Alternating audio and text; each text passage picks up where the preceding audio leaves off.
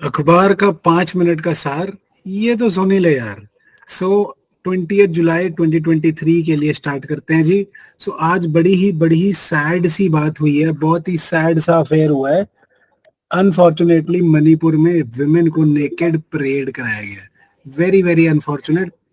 So I hope उन्हें बहुत जल्दी जस्टिस मिले, क्योंकि जिस दुनिया में, जिस घर में अगर औरत खुश नहीं है तो वहां खुशी कभी नहीं हो सकती।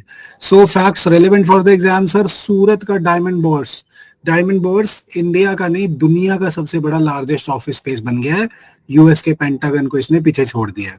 Right. Then new rules for senior advocates, ये पेपर में आने लगा आजकल। तो हमें दो बातें पता होनी चाहिए, 10 साल की प्रैक्टिस मिनिमम होएगी और 45 साल एज मिनिमम होएगी। और ये फिर सीजीआई की बनाई हुई कमेटी से सिलेक्ट करेगी, जिसके बाद इनकी पब्लिकेशन और इंटरव्यू भी होगी, पब्लिकेशन पढ़ी जाएंगी। राइट। और एज को कंडोन किया जा सकता है। सो 10 साल और 10 साल प्रैक्टिस, 45 साल उम्र। नोमैडिक एलिफेंट सर इंडिया और मंगोलिया के बीच में चल रही है, 17 जुलाई से 31 जुलाई तक होएगी। हर साल होती है ऑल्टरनेटिवली इंडिया और मंगोलिया में। हरियाणा पेपर के लिए बहुत important, Haryana sex ratio version हो गया है। सेक्स रेशियो एट बर्थ 906 हो गया सर, काफी कम हो गया है। और वर्स्ट डिक्लाइन देखा गया चरखी दादरी डिस्ट्रिक्ट में। एचसीएस मेंस वाले ध्यान देना।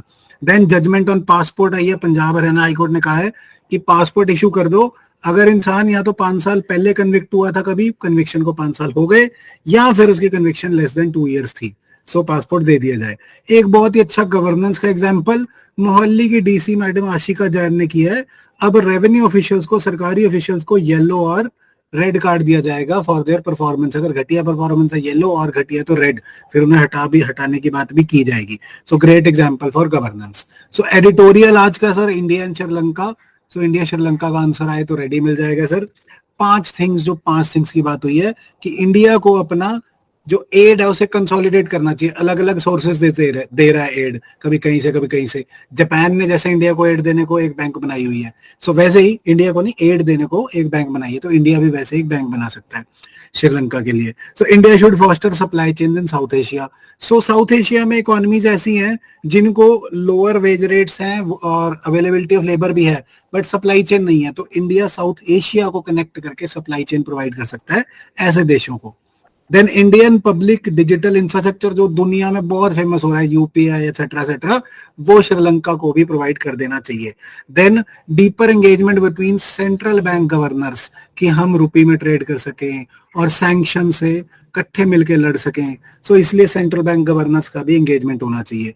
देन सिक्योरिटी ऑफ आईओआर, यहाँ पे चाइना, हम्बनतोता पोर्ट पे श्रीलंका के चाइना का रिसर्च वेसल खड़ा है, इससे इंडिया को प्रॉब्लम है। तो यहाँ पे चाइना का इशू है, इंडिया श्रीलंका को समझना चाहिए, खासकर श्रीलंका को, कि जो आईओआर इंडियन ओशन है वो श्रीलंका और इंडिया का भी है, और इसे सिक्योरिटी और डेमोक्रेसी इधर मेंटेन रखनी चाहिए। कंक्लूजन क्या जी, इंडिया ने श्रीलंका को $5 बिलियन क्रेडिट दिया था जब वो स्ट्रेस में था। सो इंडिया ने अपने क्रेडिट को स्टेप अप कर लिया, श्रीलंका को अपने इंडिया के सिक्योरिटी कंसर्न को एड्रेस कर देना चाहिए। और बोथ कंट्रीज को इंक्रीज्ड ट्रेड के थ्रू, इंडियन ओशन में इंक्रीज ट्रेड करो और उसके थ्रू सिक्योरिटी एश्योर कर लो, सारे रीजन के लिए विन विन सिचुएशन हो जाएगा। तो ये 5 बातें आंसर में जरूर मेंशन करना।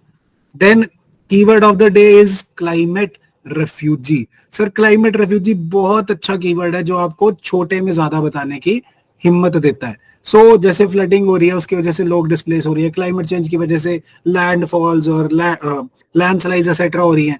सो पीपल जो डिस्प्लेस हो रहे हैं, जो जिन्हें कईयों को जगह छोड़ के, देश छोड़ के जाना पड़ रहा है, those are climate refugees. So this is it for the series today.